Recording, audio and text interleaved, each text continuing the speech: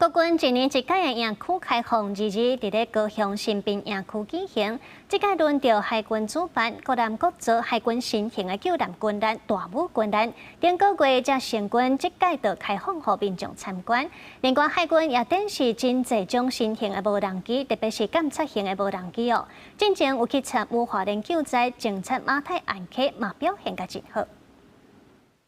国军最新的救难舰大武军舰，去年交舰后，上个月悄悄成军了，也在今年的营区开放，首度开放民众参观。去大武南顶悬看到的都是藏水井，会当沉到水深100公尺，上侪会当徛3个水柜仔来执行藏水作业。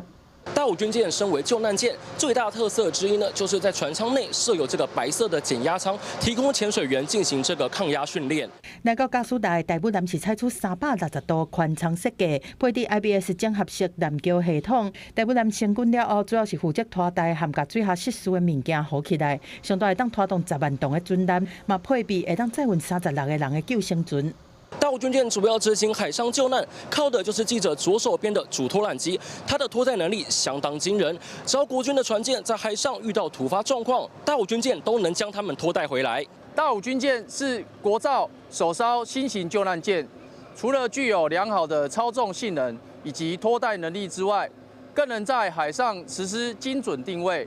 配合水下作业大队人员执行搜索与救难任务。另外，玉山艦是第2摆开放予民众参观，做咱国新一代两栖军武的运输艦，并将实施负责外离岛的运补任务，卖当投入灾难救助、人道救援，真是负责兵力投射。今年营区开放的一大亮点呢，就是海军一口气展示了多款的新型无人机了，包括了像是在记者右手边的这台陆用型坚侦无人机啊，就是总统赖清德在今年汉光演习亲自试导。各州的3款新型无人机是包括舰载型舰侦无人机、陆用舰侦无人机、舰侦型无人机，已经比作海军执行侦搜任务上好的助手。尤其舰侦型无人机，一个人就会当操作设战场来收集情报。若是超出遥控范围，佫会当自动返航。这款无人机今年佫伫花莲救灾表现是真好。今年很荣幸